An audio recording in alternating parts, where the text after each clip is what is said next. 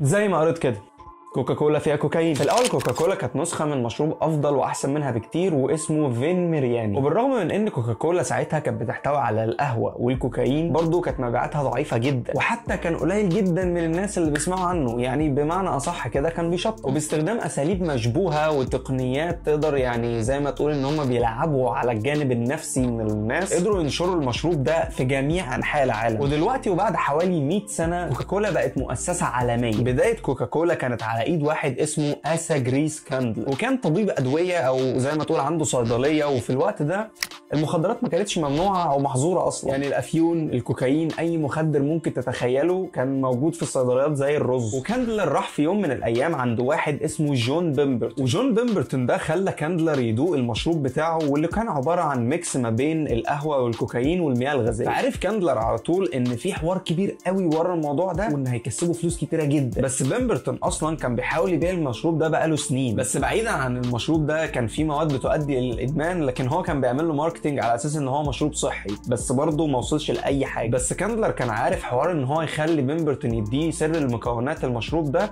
كان هيبقى موضوع سهل بالنسبه له، لان بعد ما اتصاب جون بيمبرتون قبليها ب 20 سنه في الحرب الاهليه، الدكاتره ادوله مورفين على اساس ان هو كان حالته ميؤوس منها وكده، فكانوا متوقعين ان هو هيموت، وادوله مخدر تقيل جدا على اساس ان هو يسهل له اخر كام ساعه في حياته. بس بالعكس هو نجا من الاصابه دي، وبعديها ادمن المورفين، فهو بقى محتاج فلوس طول الوقت وباي طريقه. ودي الطريقه اللي قدر كاندلر يقنعه بيها ان يديله الوصفه بتاعت كوكاكولا في اخر سنينه، وكمان حصه من الشركه. فبيمبرتون زي ما تقول ان هو كان رجله والقبر، وكان عايز يسيب اي حاجه لابنه الوحيد، ووافق بسعر تعبان جدا وهو $2300، وبيمبرتون مات بعديها بسنه واحده بس. وطبعا ما كانش يتخيل المشروب بتاعه وصل لغايه فين دلوقتي. وعلى حسب القصص اللي اتقالت ان كاندلر قدر ياخد باقي حقوق الشركه بتاعت كوكاكولا واشتراها منها في عزا بيمبرتون من مراته ب $300 بس، واللي بعديها ماتت لاسباب غير معروفه بسبب حريق في البيت بتاعها سسبيشس. وعمرنا ما هنعرف حقيقي ايه اللي حصل في الموضوع ده، لان كاندلر بعديها ب 20 سنه اتخلص من كل الاوراق الاصليه المتعلقه بالموضوع ده. بس دلوقتي كاندلر بقى قادر ان هو يقدر يشتغل على البراند ده ويخليه براند عالمي. ولغايه دلوقتي كوكاكولا ما كانتش بتتقدم في ازايز، هي كانت بتتقدم في كوبايات عادي، يعني كنت بتخلط المكونات مع بعض وبعد كده بتحط عليها المياه الغازيه. ولغايه دلوقتي في اماكن بتبيع كوكاكولا بنفس الطريقه، وكانت بتتباع في الصيدليات اصلا، لان المشروب كمسمى كان اسمه مشروب صحي، وكان بيتباع ب5 سنت بس. المهم ان كاندلر واجه نفس المشكله، وان المبيعات كانت ضعيفه جدا. ببساطه الناس ما كانتش مهتمه، والفكره انه عشان يحل الموضوع ده كان محتاج يشتغل على حاجتين. اول حاجه فيهم كانت الاعلانات، من اعلانات في الجرايد لبيل بوردز ليوفط لحتى الكاريتا اللي بتاعت الحصان لا عليها كوكاكولا، فصعب جدا ان انت ما تشوفهاش. كوكاكولا كان بيتسوق لها على اساس ان هي مشروب صحي، بس الصراحه كان اكتر حاجه بتجيب مع الناس ان كان بيبقى مكتوب عليها ان هي مشروب لذيذ ومنعش. وبعد الاعلانات دي حرفيا المبيعات ضربت في السقف، اللي خلاه طبعا يقدر يتوسع في المجال اكتر. وفي الحقيقه كان في حاجه تانية خالص بتساعد المنتج ده ان هو ينتشر اكتر. في اواخر القرن ال18 في حركه كبيره جدا بدات في امريكا، وكان اسمها تمبرنتس او اعتدال، واللي كانت بتشوف ان الكحوليات شيء شرير جدا، وكانت بتمنعه لغايه ما وصل الموضوع لحظر رسمي في البلد. ومع الوقت الحركه دي عملت منظمات تانية زي دوري مكافحه البارات، ايوه هو اسمه كده، واللي كانوا بيمنعوا الناس دي ان هم يدخلوا البارات عشان يسكروا. بس الحركه دي ما اخدتش بالها ان كوكاكولا فيها مواد شديده الادمان زي دي، وزي ما قلت لكم ان كوكاكولا كانت بتعلن عنها كانها مشروب صحي. فالناس بدل ما بقت تروح للبارات عشان تسكر، بقت بتروح الصيدليات عشان تعمل دماغ. وبعد اول مره الناس ما كانتش بتعرف تبطل، كان بيدمن بطريقه كبيره جدا. وبعد 3 سنين بس امريكا كلها كانت بتشرب كوكاكولا. وبعد 10 سنين مما اخذ كاندلر الشركه، المبيعات زادت من 9000 جالون ل 370,000 جالون في السنه. وفي الوقت ده كوكاكولا كانت لبست في دماغ كل الامريكان، بس زادت عليهم حملات الضغط ان هم يشيلوا الكوكايين اللي موجود في المشروب. فلغايه 1903 بداوا يشيلوا نسبه الكوكايين تدريجيا. بس كاندلر كان عايز برضه بديل يخلي الناس تفضل تشرب كوكاكولا، وهو السكر. السكر لو ما تعرفوش هو شديد الادمان، وفي ناس كتير قوي اتكلمت في الموضوع ده، وكمان اتعمل تجارب على الفئران. فلو حابب نعمل فيديو او نتكلم في الموضوع ده، ما تنساش تقول لي في الكومنتات، وانزل دلوقتي عشان ما تنساش، اعمل لايك وسبسكرايب. ونرجع للموضوع تاني. في سنة 1911 كوكاكولا كانت بتصرف في السنة $1 مليون على الاعلانات بس، واللي بيساوي دلوقتي حوالي $30 مليون. وكل سنة كوكاكولا كانت بتحاول تحسن من الإعلانات بتاعتها تدريجيا، وكان أشهر إعلان بالنسبة لها هو اعلان سانتا كلوز، واللي بعديها شركات كتيره جدا بقت تحط سانتا كلوز في الاعلانات بتاعتها بسبب النجاح الكبير اللي حققه اعلان كوكاكولا. وكوكاكولا اتشهرت في الاول على اساس ان هي مشروب صيفي، لكن بعد الاعلان بتاع سانتا كلوز ده اقنعوا الناس ان هم يدمنوا المشروب طول السنه، واتعمل تعديلات كتيره جدا في شكل سانتا كلوز لكن بهدف اعلاني بحت، واللي كانوا بيستهدفوا فيه اكتر الاطفال، وبعدوا تماما ساعتها عن الجزء الديني. ولو عايز تعرف اكتر عن الموضوع ده في فيديو كامل انا عملته عنه هتلاقيه في الاي اللي هنا. نروح لسنه 1919 واللي باع فيها كاندلر الشركه ب 25 مليون دولار، وبالنسبه طبعا ان احنا عارفين ان هو اشتراها بكام الف بس، فده يعتبر الصفقة الأكثر ربحا في التاريخ. والملاك الجداد كانوا مستعدين ينشروا كوكاكولا في العالم كله، واتنشرت كوكاكولا في فرنسا وإنجلترا وكمان لغاية ألمانيا، وعملوا سبونسرشيب لأولمبيات 1928 واللي قوى من العلامة التجارية بتاعتهم جدا. في الوقت اللي أخذ فيه هتلر السلطة سنة 1933 كوكاكولا ساعتها كانت بتبيع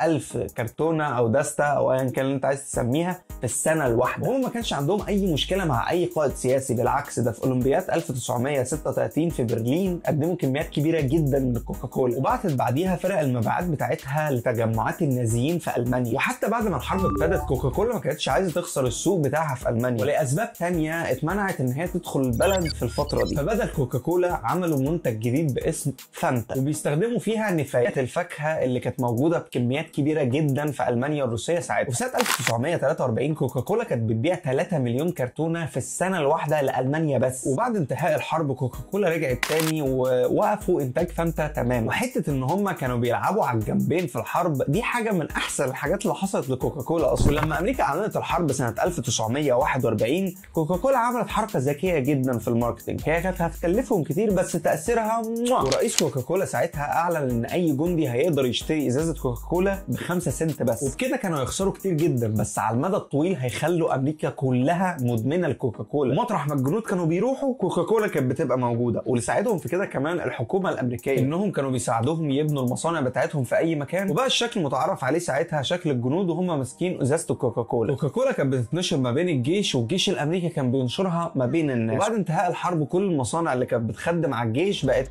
بتشتغل فيها الناس الطبيعيه عادي. في فتره الخمسينات والستينات ارباح كوكاكولا من الدول الخارجيه بس كانت 30% من نسبه ارباحها الكامله، وكانت وصلت ساعتها ل 100 دوله حول العالم. ومع كمان التركيز على الاعلانات في كل الدول دي، وكمان الاعلان بتاع I'd like to buy the world coke كان واحد من الاعلانات الرائده في التاريخ. وركزوا في الاعلان ده على اختلاف الثقافات وان وجودهم في دول كتيره جدا حول العالم، وان كل الدول دي بتتفق على حاجه واحده بس وهي كوكاكولا. وعشان يستهدفوا الاطفال والشباب كانوا بيستهدفوا الملاهي والمدارس، وكانوا بيحطوا فيهم آلات البيع او الفندنج ماشين بتاعتهم في العالم كله في المدارس كلها. كانت بتمضي عقود مع المدارس عشان تحط الفندنج ماشين او آلات البيع بتاعتها في المكان بتاع البدائل الصحيه او المشروبات الصحيه، اللي كانوا ساعات بيعملوا بونص لبعض المدارس على حسب هيبيعوا قد ايه او كميه الكوكاكولا اللي باعوها قد ايه للطلاب. يعني كانوا بيحفزوا النظام التعليمي ان هم يقدروا يخلوهم مدمنين لكوكاكولا، وبكده كل الاجيال اللي جايه هتبقى مدمنه لكوكاكولا وارباحهم مضمونه. ده غير كمان الالعاب والكوليكشنات اللي كانوا بيعملوها للاطفال بهدف ان هم يعلقوا مع الاطفال في سن صغير بدل ما يضطروا يقنعوهم لما يكبروا. ده غير ان هم اشتروا كولومبيا بيكتشرز في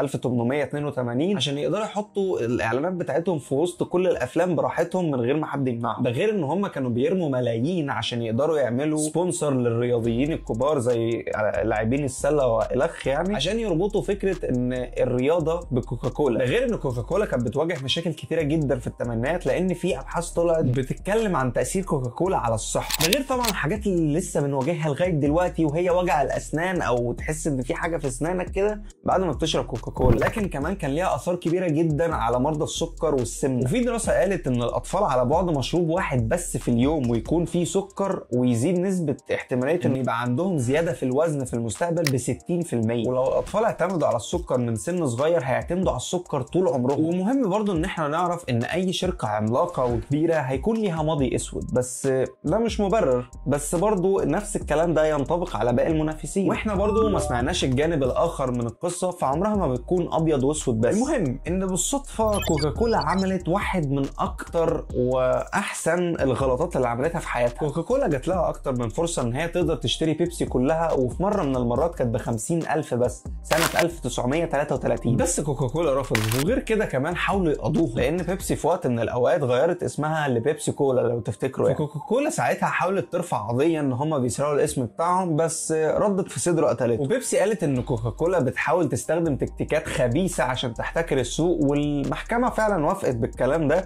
وقالت ان كولا يعتبر مصطلح عام واي حد يقدر يستخدمه. بعد ما فوتوا الفرصه ان هم يشتروا بيبسي اكتر من مره، بيبسي بقت في معركه تسويقيه مستمره معاهم. وجه بيبسي فكره ذكيه جدا وان هم يعملوا بلايند تيست، فخلوا الناس يجربوا كوكاكولا وبيبسي ويقرروا مين فيهم احسن. بس النسبه الاكتر كانت بتقول ان بيبسي احسن. فكوكاكولا افتكرت ان بيبسي بتفبرك الموضوع وقالوا لا احنا هنعمل الموضوع ده بنفسنا، وبالفعل اكتشفوا ان الناس كانت بتختار بيبسي. ففكرت ان هي تعمل منتج جديد وتغير اسمه تماما، وقعدت تعمل بلايند تيست ما بين الناس تاني لغايه ما وصلت للطعم اللي الناس فضلته على بيبسي وكوكاكولا. وغيرت كوكاكولا لاسم نيو كوك ونزلت الفورمولا الجديده او الوصفه الجديده، بس الناس قابلتها بسخط كبير جدا، والناس كانت بتتكلم مع كل المكاتب بتاعت كوكاكولا يا اما بتشتمهم يا اما بتترجاهم ان هم يرجعوا الطعم القديم، والناس فعلا كانت في غضب شديد جدا. ولما عملوا بلايند تيست على الثلاث منتجات ساعتها الناس كانت بتختار على اساس الطعم نيو كوك فعلا، وان بيبسي بتكون الثاني وكوكاكولا الثالث. ولما كانوا بيخيروهم ما بين الثلاث منتجات عادي من غير ما يغموا عينيهم كانوا بيختاروا كوكاكولا الاول، بيبسي الثاني، ونيو كوك الثالث. يعني كانوا بيستحسنوا اكتر واحد طعمه مش حلو بالنسبه لهم، ومش ده اللي توقعته كوكاكولا خالص. فرجعوا الوصفه القديمه والطعم القديم تاني تحت مسمى كلاسيك كوك. والمفاجاه ان مبيعات كوكاكولا ضربت في السماء، والغضب اللي كان عند الناس كله اتحول لحب وشكر. بس كوكاكولا بقت بتنزل المنتجين مع بعض، والفكره بتاعتها ان هي لما الناس تهدى كده وتدوق الطعم مش بس تركز في الاسم